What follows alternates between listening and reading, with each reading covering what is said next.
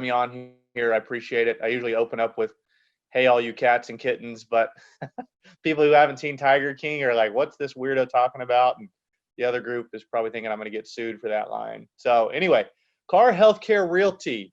What do we do? Why am I on here? Why does it matter to you? So there's two things that we really do. So Carr Healthcare is a national firm. We're actually the nation's largest firm that's dedicated to two things. And number one is definitely the most important, and that's tenant and buyer representation. So this is not a sales pitch for Carr, but it's important to know who we are and who's legally representing you in a transaction on your team. So again, the most important thing that we do is tenant buyer representation, meaning we are not a listing company, which makes us wildly different from 99.9% of all the other commercial real estate firms out there. We do not represent landlords, developers, sellers, owners, etc. Our fiduciary, which is a fancy word for legal at the highest level, our fiduciary responsibility starts and stops with our clients, who are primarily dentists. Number two is we only represent healthcare clients. So number one, the most important is we only represent tenants and buyers, never landlords, never sellers, never owners. And number two, only healthcare. For 17 years, I have specifically worked with dentists. Our job is really to save you the most amount of money in any transaction and protect you. So we do get involved in some of the legalities at a base level, but really at the highest level, our job is to try to save you as much money as possible. But there are legal points that we're watching out for that are extremely important for you to understand. So again, we try to save our clients as much money as possible. I would say I'm personally known in the Southern California market by people in the financial world for saving clients hundreds and hundreds of thousands of dollars. We would never guarantee anything. That's highly inappropriate, but we're not trying to save you, $5 on your lease. Our savings are typically 2, 3, 4. In one instance, my partner David, the savings over a 10-year term was $850,000. So these are huge negotiations that you're dealing with. Again, we're always making sure that our clients' interests are protected first over anybody else. So what areas that we assist in? We do tons of startups, lease renewals. That's what we're going to be talking about today. That's something that's a huge part of my business in the California market is pure lease renewals, meaning if you're in a space already and your lease is up for renewal, which is a hot topic at all times in my business, but right now even more so. Expansions, you want to expand your current location, or you want to do an additional location, move into a bigger location, relocations, additional offices, purchases, building purchases we're talking about. So in California, you can often buy your own building. Oftentimes you cannot. So it's important to know when and where it's available to buy. Sometimes you just, if you're in certain coveted areas, you'll never be able to buy your own building. It's important to understand that. Practice transitions. This is a big one that we help out a ton with. Instructing sellers, if they get to that sort of season or twilight of their career, how do you do a proper transition? What do you do in terms of the real estate so that you don't set yourself up for failure? We represent tons of buyers who are buying practices. Most people, unfortunately, put their head down and simply buy a practice without understanding that you have leverage in that situation, and you can come in and you can often significantly improve the lease over what the seller was paying. So buyers and sellers, do not just put your head down and sign what you've been doing for the last 25 years. This is an opportunity to really right that ship and improve upon that lease. Our services are always free, no matter what. And I know people are like, oh, what's the catch? So in real estate, you as a tenant or a buyer in residential or commercial, you are always, always, always afforded free representation, no matter what. So are there people that will charge you? Absolutely. Does that mean they're bad or no good? No. But you have to understand what is somebody's leverage, what is their agenda. Again, our legal responsibility is to always protect you at the highest level. We will represent you even in a transaction if we have to do it for free. And I do maybe a half a dozen to a dozen deals a year pro bono. Some instances are tricky to collect a standard real estate fee, but that never gets in the way of us representing you at the highest level. So our promise to you as our doctor clients and to the network at large, your CPA, your attorney, your consultant, etc., is we will always represent you even if there's no fee involved. If Gene sends me or refers me a client, I'm not going to send it back to Gene and say, you know what, Gene, I'm sorry, but I couldn't collect a fee here, so the client's on their own. That's just not how we do business. That's not how I've grown my brand personally over 17 years and what I'm known for. So the client always comes first. We're looking to do things at the highest level possible.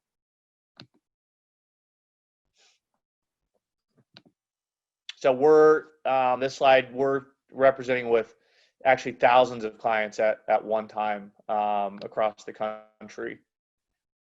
So the importance of your real estate, in case you didn't know and has shocked some people, is your real estate is actually the second highest expense behind your payroll.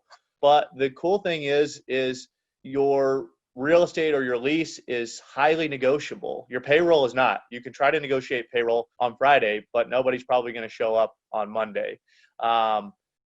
These are very impactful negotiations that you get maybe once, twice, three times in your career. So it's important that you understand the significance of these negotiations and these time periods and act accordingly.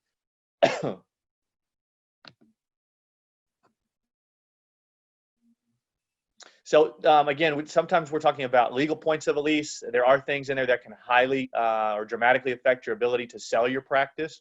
There's certain clauses in there that are just pure deal breakers that you need to know. If you make a misstep on these, you may find yourself not able to practice in your current space or not able to sell your practice. And that's the sad thing is when I talk to doctors at the twilight of their career and I point to an assignment clause or language in there that doesn't allow them to sell their practice or requires them to continue to stay on as a personal guarantee in perpetuity. So you sell it to somebody else and you have to stay on for the life of that buyer's practice. These are standard clauses. So you have to be very, very careful about assignment, death and disability, relocation, development clauses, percentage rent clauses. These are things that can make a dramatic impact on your practice. So terminology, that's what we were talking about. So let's get to the meat of this. So current market conditions, that's what everybody kind of wants to know is, what is going on today? We feel like the sky is falling. What is the real estate market doing? Do I have any leverage to improve my situation or just get some breathing room? Southern California is a little bit of a different animal. California in general is quite different than a lot of other markets except for maybe the pure East Coast. I'm going to geek out a little bit on some real estate stuff here, so just hang with me, but it's important that you understand the market before this, right now, and after we recover, hopefully. So real estate cycles are expressed in really long terms. It's about an 18-year cycle. So every 18 years, the real estate market, commercial real estate market, and even the economy really predicts and expects a correction, a major correction, or that bad word, a recession. So every 18 years or so, we're really looking at a major correction in the marketplace and the economy. Now, at that halfway mark, so every about 8 to 10 years, we see sort of this mini correction. So if we look at like 2010 as coming out of the last major recession that we had, then you look at today, we were really expecting, landlords were predicting a minor correction in the marketplace. Now, we didn't all expect that we'd be at home doing Zoom calls dressed from the waist up or trying not to kill our kids over homeschool or eating cookies for breakfast, such as myself, but we were preparing for this correction in the marketplace. So landlords were expecting this. Again, we weren't expecting it at this level, but we were prepared for it. You also have to understand that long gone are the days where we have, an individual landlord who owns a small retail center or an individual medical office building. Not that that's not out there, but by and large, the California market in general is really dominated by large institutional landlords.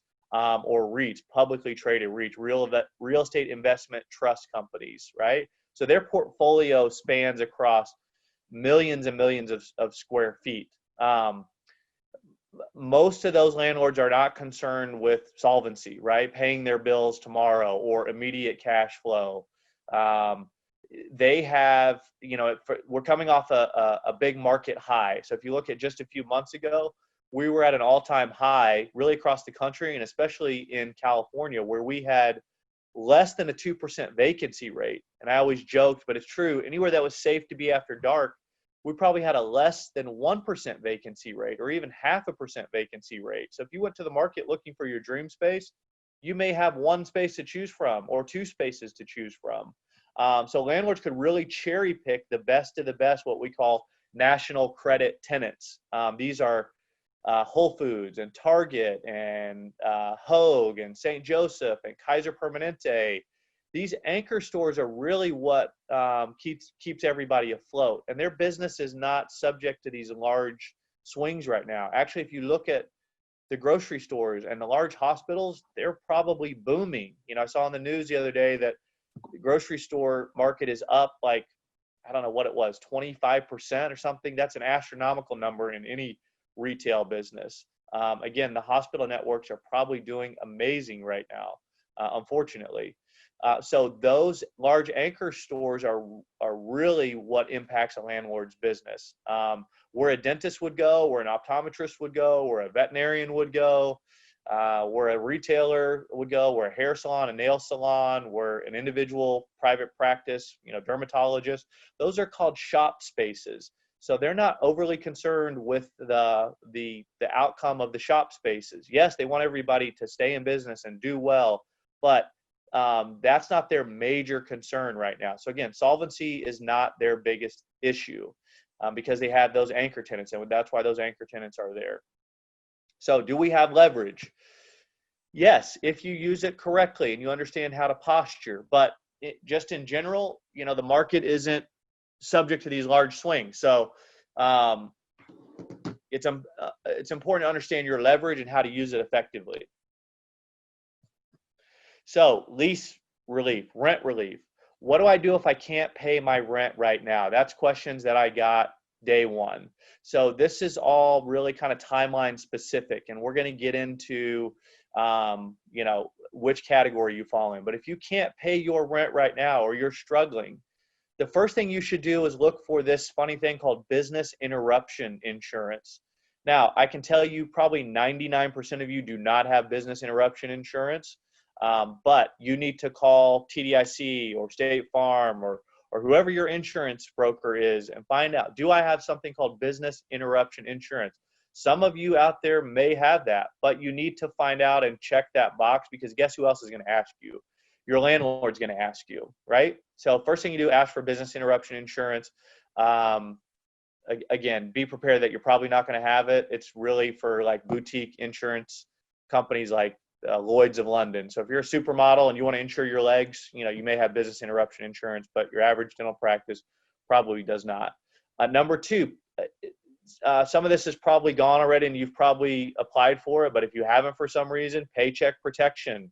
These are some really unique programs out there that the government is really lending a helping hand, which I'm not always the first to say that government programs are the best, but these things, if you can catch them, they can really be a lifeline to you right now. So the Paycheck Protection Program, you should apply through your current bank. So whoever you're doing your business banking with right now, reach out for Paycheck Protection Program. If you haven't done it, do it immediately. SBA disaster relief. This is different. You apply through this directly through the SBA, which is the government-backed small business association loans. So both of these are supposed to be highly forgivable. So while we're on this topic of financing, let me preface the first part of this and the rest of this by saying I am neither an attorney nor a CPA, a wealth advisor. This does not constitute as advice in any of those arenas. So I've always said there's two people you need to have in your corner even before me, and that's number one, a dental specific attorney, and number two, a dental specific CPA wealth advisor, somebody in your corner in the financial world. They need to be dental specific. No, you cannot use your brother-in-law who is a divorce attorney. You need to have a dental specific attorney and a dental specific CPA. Some of you are finding that out the hard way right now, but these are people you need to have in your corner.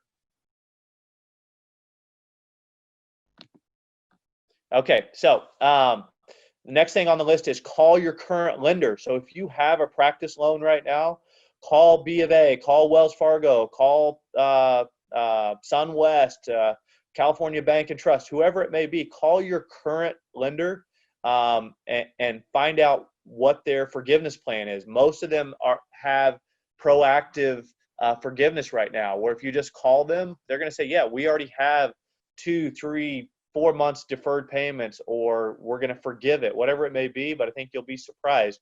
So call your current lender, ask them about your paycheck protection, but also ask them about any forgiveness that they're doing right now. I think a majority of them are. Refinance your practice debt or your building. It's a phenomenal time to take advantage of all-time interest rates. I just refied my home a couple weeks ago to a phenomenal rate. Just inherently, by doing a refinance, you're going to buy yourself typically 2 months of no payment. That's how refinancing works in an up market, a down market. It doesn't matter. If you do a refinance, you're going to skip a couple payments. That may be enough to get some people through or provide a cushion. So if you own your own building, right now is a great time to refinance out. Again, you're going to find that your overhead probably goes down significantly. All right, lastly, force majeure, or this act of God clause. People have been calling me around the clock since day one going, hey, what about this force majeure? Or they call it this act of God clause. That lets me out of paying rent, right? I wish that were the case, but it's not. There's no magic bullet here. There are force majeure clauses in many, many leases. It's standard in a lot of leases. And the first 3 sentences start out really, really good. You get excited, then you read that last one, and the last sentence always says, none of the above gets you out of paying your rent, unfortunately. So it may give you relief from staying open. You know, there's clauses in your lease that says you have to stay open all year long and you can't shut down for a month. But that last sentence is always going to be the kicker, and it's going to tell you, unfortunately, none of the above gets you out of paying your rent. So you're still obligated to pay your rent. But check your force majeure clause. They're all written differently, but I would say by and large, that's not going to provide you any relief, but you should still go through and take a look at it. If you're under maybe new construction right now, that can extend your construction period. But if you've been in business for 5, 10, 15 years, that force majeure clause is probably not going to be the help that you're looking for. But still read it and understand that some of you may be in the minority where it could provide you some help.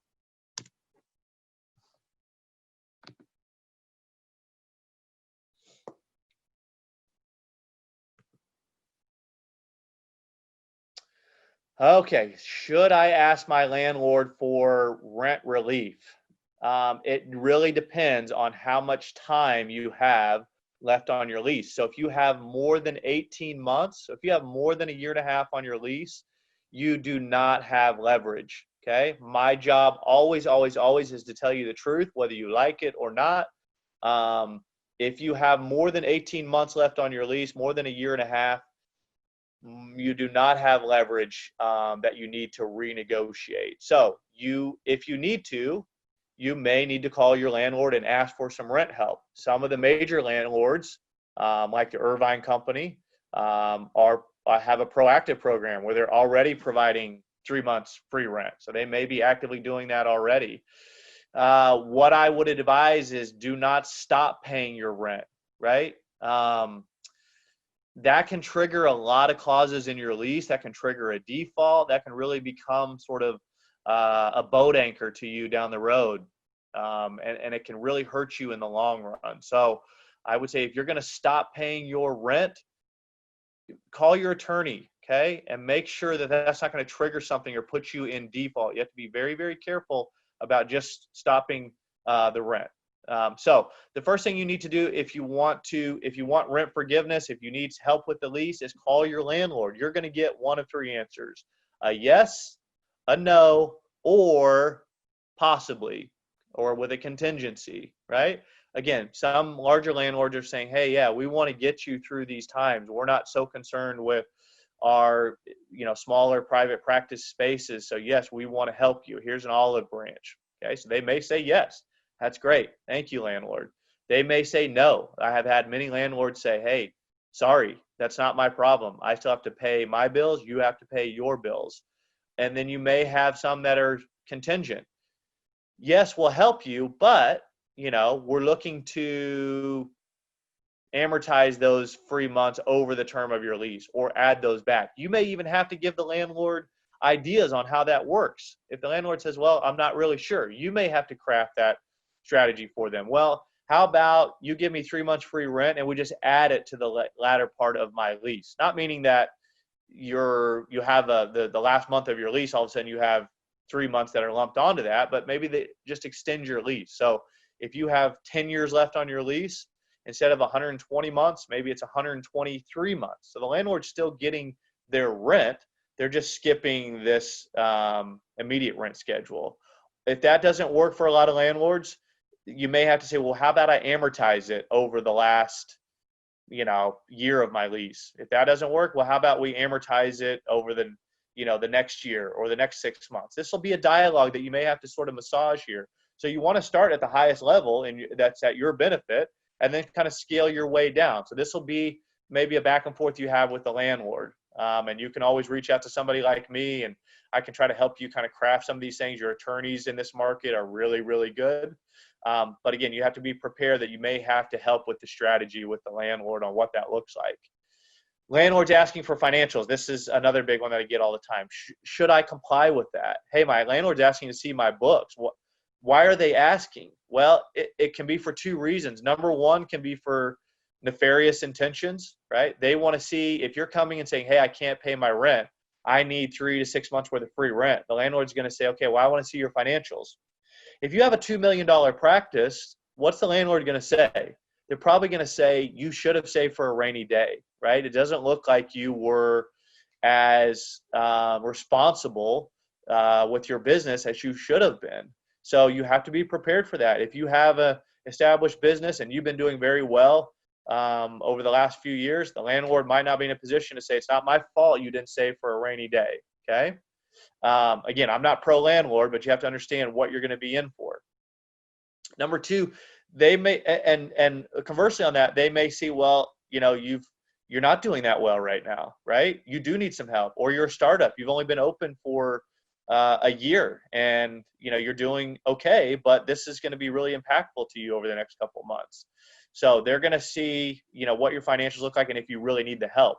And then lastly, they're also going to want to know, how is the business doing? If you've been here for 10 years and you're struggling to pay your bills every single month, am I simply putting a Band-Aid on a tenant that may not make it through or that I don't want to have here any longer? There are landlords who are concerned with the overall strength of the business, and if they can get in front of a failing tenant, they may want to do so sooner rather than later. So there's definitely intentions. You just have to understand what the intentions are.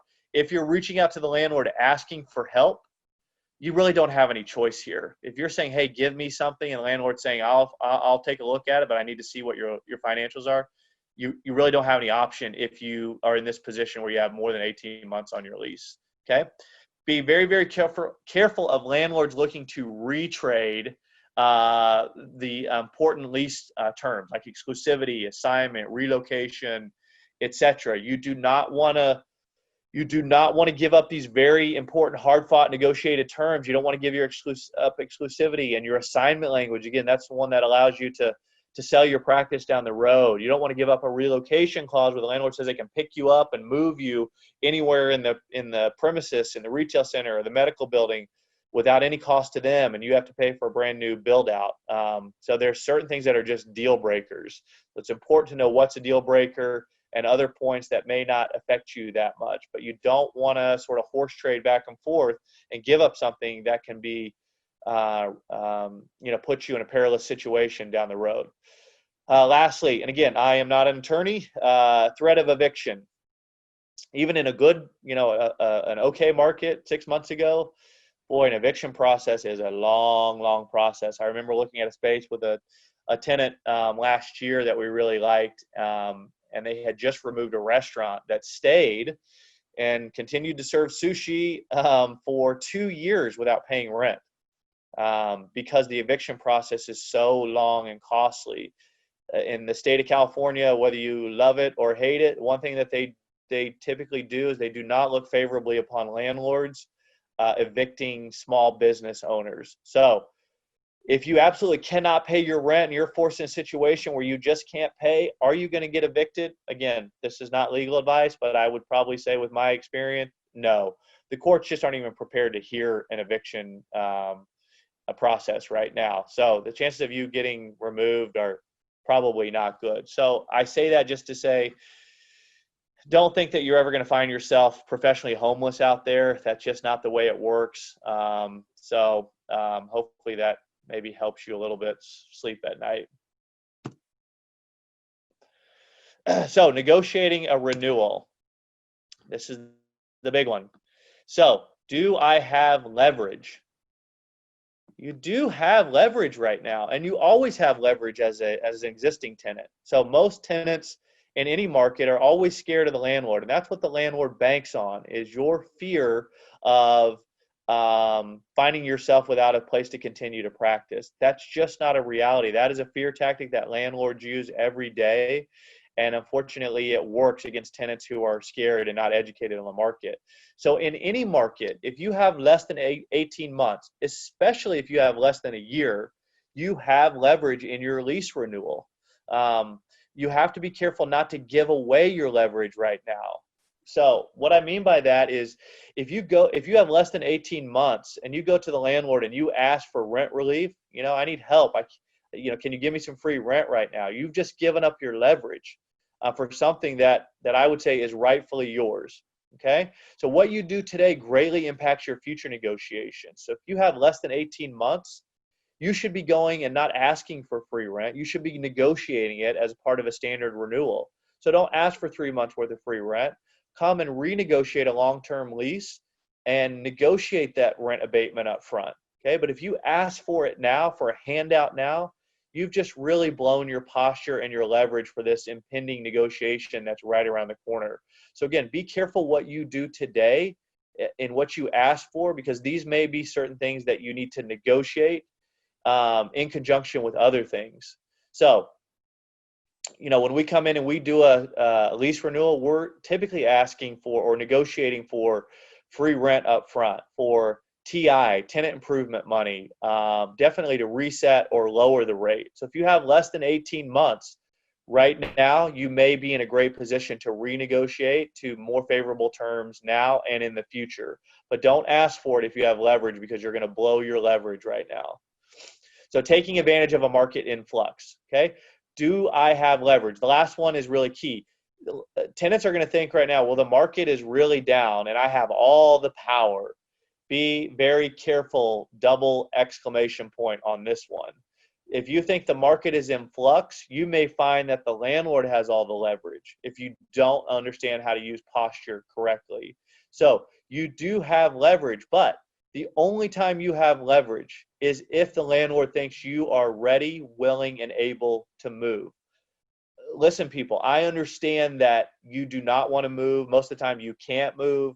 Most of my clients, when they engage with me, are very nervous. And they say, Brian, I can't move. I don't want to move. I'm not able to move. You cannot tell the landlord that. The first thing they do is typically rush and tell the landlord how much they love the space and what a great tenant they are, and how they pay their bills on time. And they don't want to move here, and they come to terms, and the landlord just starts salivating like crazy. Like, you're saying all the things that they want you to say, right? And the only thing that's going to happen is your rent is going to continue to escalate, or you're going to get minimal concessions that are not where they should be. So be very, very careful about thinking that the landlord is desperate. They may be in a position to strike a deal to get a new tenant, but if you're an existing tenant, it's all about leverage. What the market is doing around you has no bearing on you, unless the landlord thinks you are ready, willing, and able to move. Now, if they think that, right, then a market that's in flux right now is only going to help you. But be very, very careful about thinking you can bully a landlord, because it's based on the posture that you're able to move. So let's talk about that. All right. People say, well, what is posture? What is leverage? How do you use that, Brian? So leverage is only established on the perceived reality of a threat, right? Whether you love our president or hate our president, I don't really care. But he has said one thing that is very true in the art of a negotiation that rings true across all negotiations. Your power is the ability to walk away, or the other side's perceived reality that you will walk from a deal. So your leverage is only if the landlord thinks that you have options and you will exercise them by moving somewhere else. Again, we're not looking to move you as a client. That's not something that we do. We've never had a client who's found themselves out of a space. That's not what we're known for. We're known for high-level negotiations. But if anybody tells you there's a way to use leverage at the highest level without this, they don't know what they're doing, or unfortunately, they're lying to you. So don't ask for rent relief, negotiate it. It's rightfully yours, along with many, many other concessions. So free rent, right now, that's a big ticket item. We're looking to get free rent immediately. Even if your lease expires in a year to a year and a half, we're trying to set that free rent right now. Okay, TIs, that's a big one. Tenant improvement money. If you've been in a space for 20 years, or you're going to buy a practice that's 30 years old, it's important that you get some money from the landlord to upgrade that space, whether it's new paint, carpet, ceiling tiles, built-in cabinetry. About the only thing you can't use it for is equipment. So you can't go out and buy, new ADEC chairs with it, or a new Serona cone beam, but you can use it for anything that's built inside the space. And it's important that if you're going to continue to add value to the space by improving it and building it out, that we at least get the landlord to contribute a portion of that. Lowered rent, that's always one of the number one items is most leases go up somewhere between 3 to sadly 8% every year.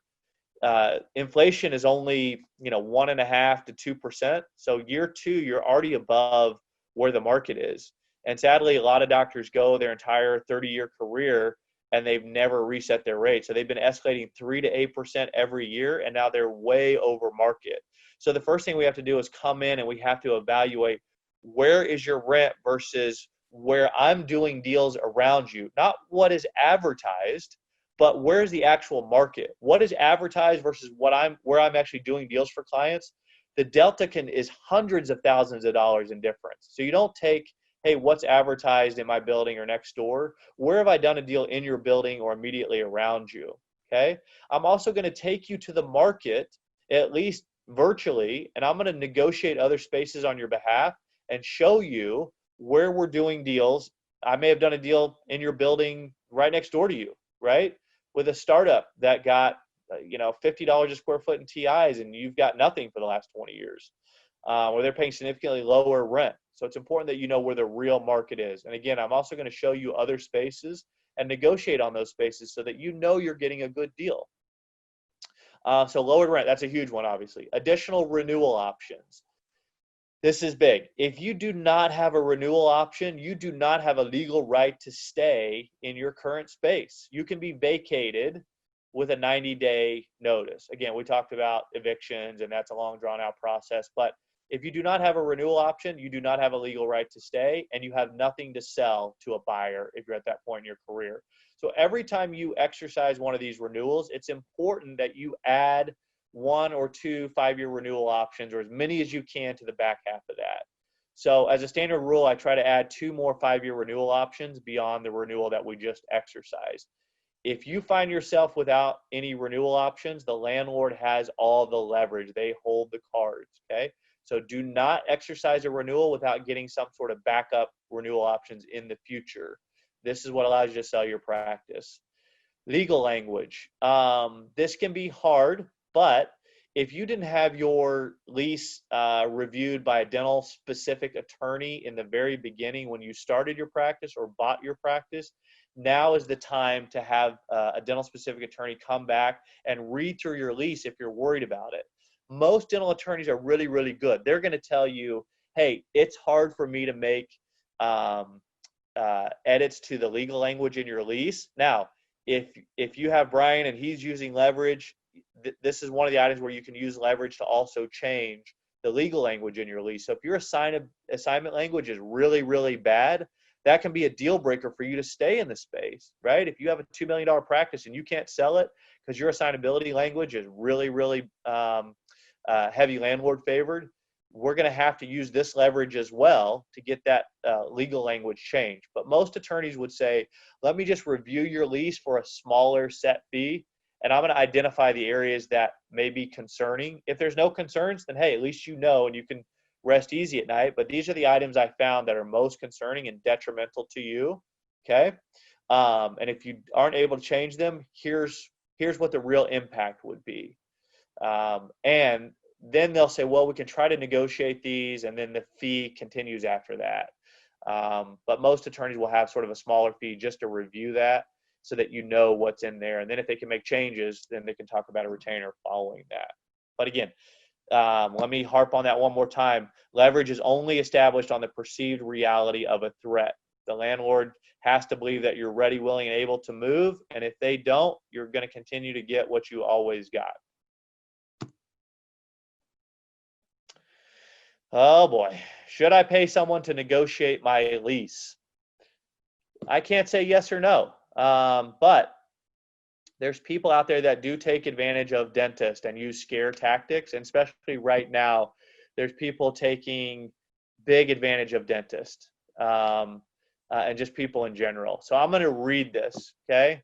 And I think this sums it up as best as I possibly can. I can't say you shouldn't pay somebody, but you just have to understand what their leverage is and how they're going to use that. I'm not talking about an attorney to review your lease, because most great attorneys are going to tell you it's going to be hard for me to do anything past this review, but let me tell you where the danger points lie, and then we'll try our best to see what we can do to improve upon that situation. But anybody guaranteeing you that they can make changes to the legal language, or even guaranteeing you that they can make adjustments to the finances, these are really hard negotiations. That's probably why I'm one of the only guys that does this at this level, is because it's really, really hard. You have to understand the small nuances and how to accomplish these things. So tenants should always be afforded free representation in real estate. Okay, I'm not talking about legal representation. That is a paid service by your attorney. Any party representing you in a transaction should be able to clearly define how they can use posture or leverage to positively affect change. Simply asking the landlord for better terms is not a negotiation strategy that produces results at the highest level.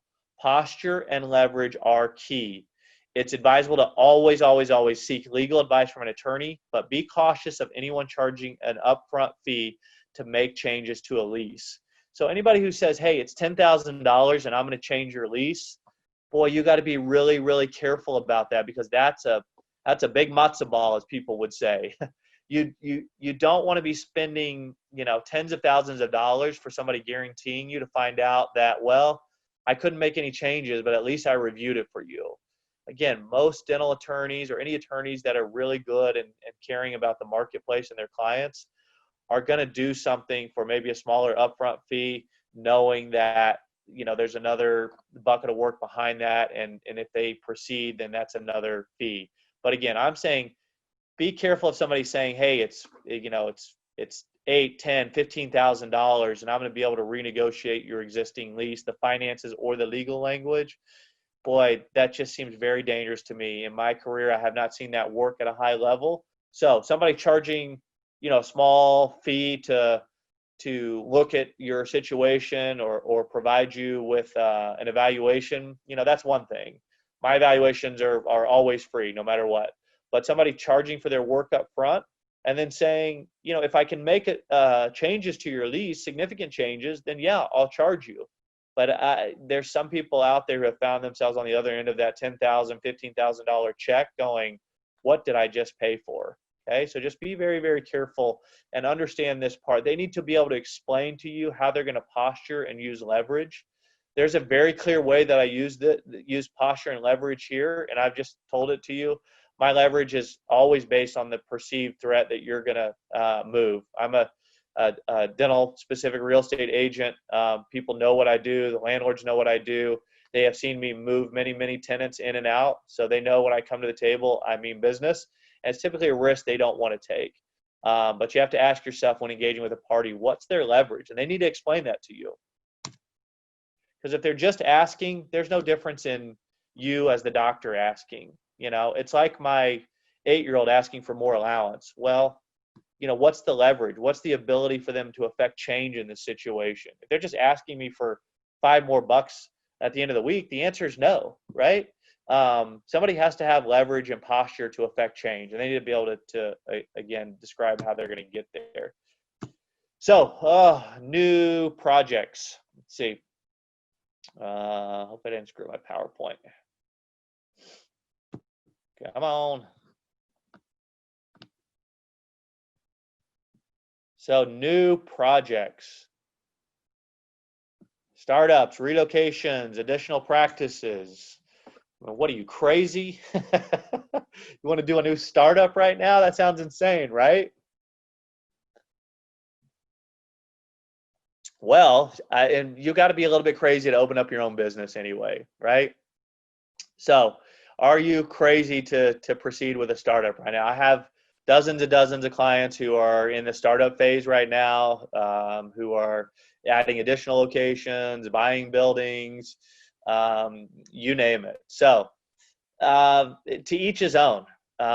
You got to really have faith in the market, number one, and I can talk to you a little bit at the end of this about what I see the market doing coming up in the very near future and historical data. But if you were opening right now, or in a month, I may be a little bit concerned, right? But if you're starting the process right now, anything that I start today is not even going to take effect for 9 to 12 months. So that's a standard deal for me. If I'm signing a lease today, you're probably not paying rent for maybe almost a year.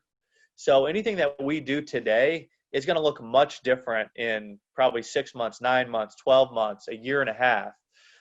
So if you're starting today, I'm actually probably pretty excited for you. And I think most of my clients have gotten over those jitters and have said, yeah, this is a phenomenal opportunity for me to reach more people than ever sitting at home in front of Facebook or, in front of their TV or Zoom calls or whatever it may be. I can reach a large audience right now. Knowing that when people come back out, and the market is really itching to get back out. I mean, you look at the beaches when they open, people are just scrambling to get out and do whatever they can right now. So I think people are going to come back very quickly by and large, and they can either go back to their existing dental practice, or they can come to that new one that they've been seeing on their social media or advertisements in their mailbox while they're sitting at home. So you may be in the driver's seat when this thing opens back up to see a huge influx of new patients come through the door. What you have to be careful of is landlords offering crazy deals. And this is what people have said. Well, landlords are going to be offering crazy deals right now. Number one, the offered deal is never the best deal. So if you're taking the deal that the landlord is offering you, you probably haven't maxed out that deal. And if you're getting some crazy deal right now, respectfully, one of two things.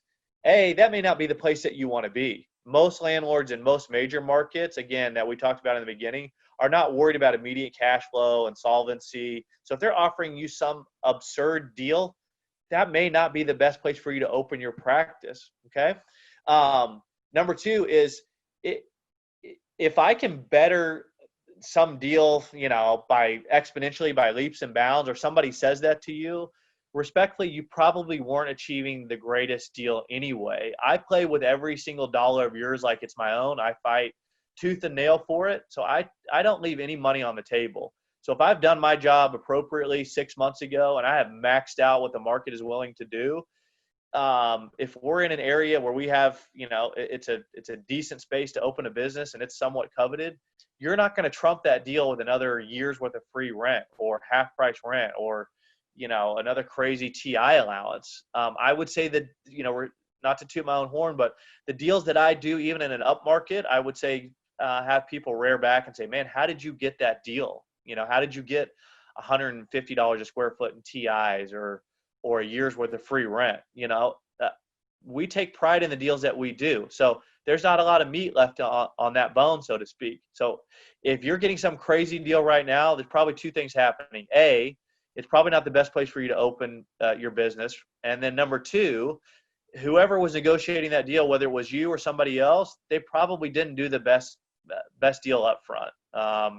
they may not have known the market, or you may have not known the market appropriately. It may not have been a great deal in the beginning. So um, again, any deal that I do today is probably not going to start for a year in terms of paying rent.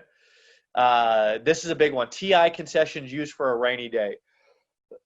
So I did a startup in a phenomenal, super cool building, 6 months ago, and we got I negotiated like $160 a square foot in TI, tenant improvement money.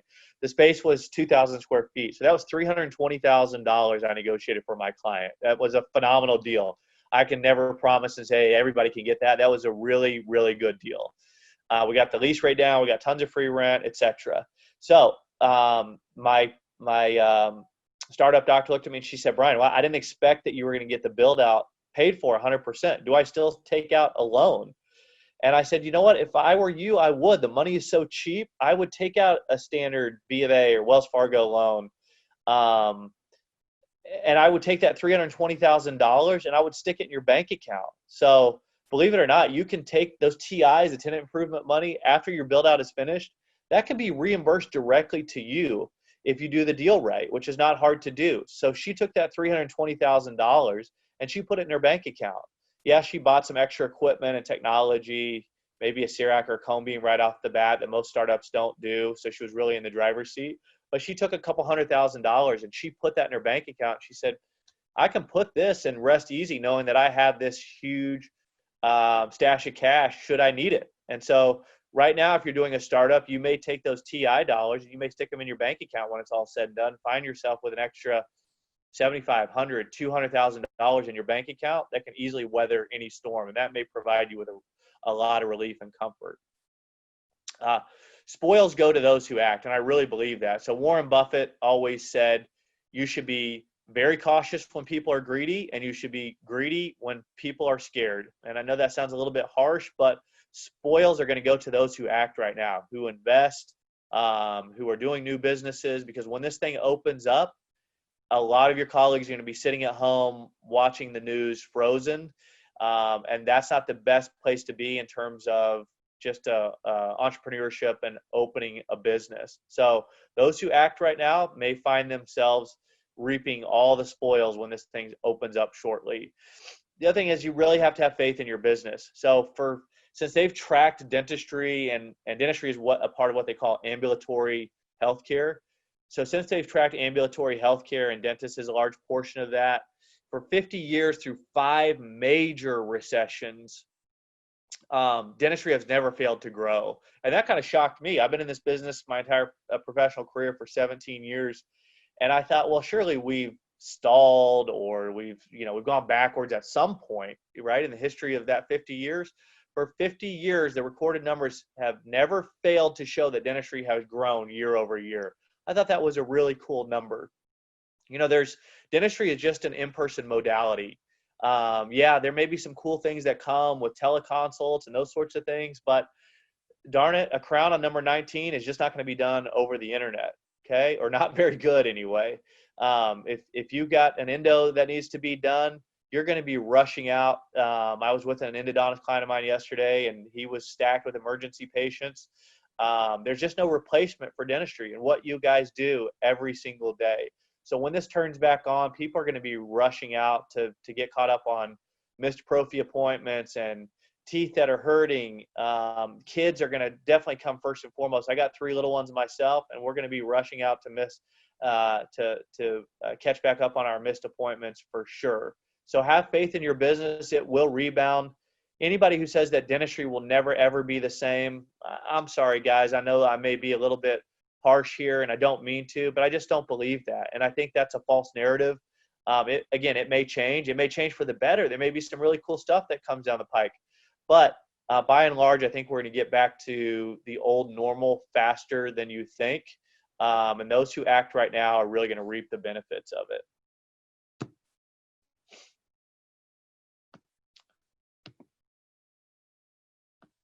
So your homework today is to really go out and check your lease expiration date. You got to dig through your lease and find out when that thing expires. And you need to have your lease evaluated by an expert. So We always provide free lease evaluations no matter what. So what you do is you got to dig through your file folder. You've got to be able to scan that and send it to me, and I will always give you an evaluation, right? I'm never going to say, hey, I can't help you. There may be, it may not be an official client relationship. If I can't help you, I'm definitely going to direct you to somebody who can. I'm going to do my best to guide you, but don't let your lease expiration creep up on you and find yourself with, 2 months left with an expiration.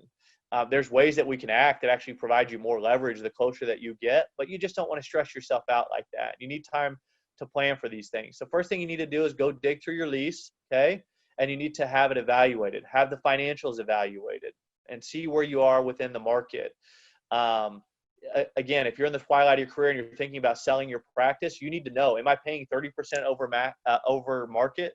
That's going to be a huge sticking point for you as a seller. And probably the number one reason that practices stall or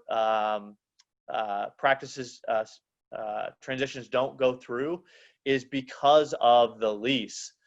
So if you're going to sell your practice in the next 1, 2, 3 years, you actually need to renew your lease long term as if you're going to stay, and you need to have it negotiated to below market rates. Your practice broker is a big feather in their cap and say, hey, seller paying lower than current market, by 15%. And you can really use that to better your overhead and your take home. And that's a huge selling point for anybody. So you don't want to have, a year left on your lease and then go try to find a buyer and then put that on their plate to renegotiate their lease. That's how most people do it. And that's the number one reason that practice transitions fail or stall is because of the lease. So you have to be very, very careful. That's not a successful way to put a practice on the market. So again, have it evaluated by an expert. I'm always a free resource to you guys, no matter what. I know that sounds weird and like overly giving, but the dental industry is very, very small. I do my business by referrals and by the people that are in your network. So just like you guys, we work by referrals, and we're trying to make sure that we protect you guys and gals at the highest level. So send me your lease. We'll do a free evaluation, and then we can help you devise a strategy from there. The biggest thing that you cannot do that will shoot yourself in the foot is do what? Call your landlord. Do not call your landlord. Do not talk to your landlord. They are not your buddy. They do not work in your favor. I don't care if they are your best friend from college and you've been in that space for 25 years and they would never take advantage of you.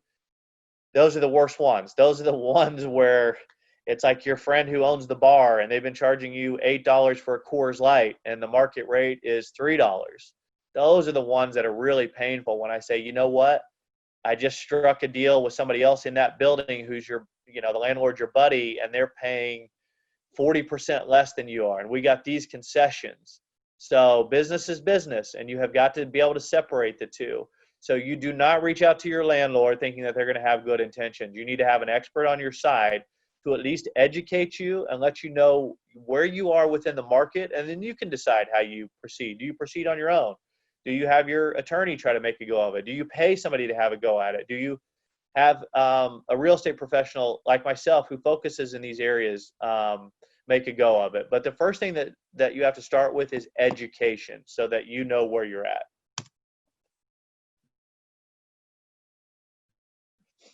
So hire a professional, right? You need to have somebody like myself in your corner, more importantly, a CPA, an attorney, dental specific. You need to understand the market and the options that you have out there.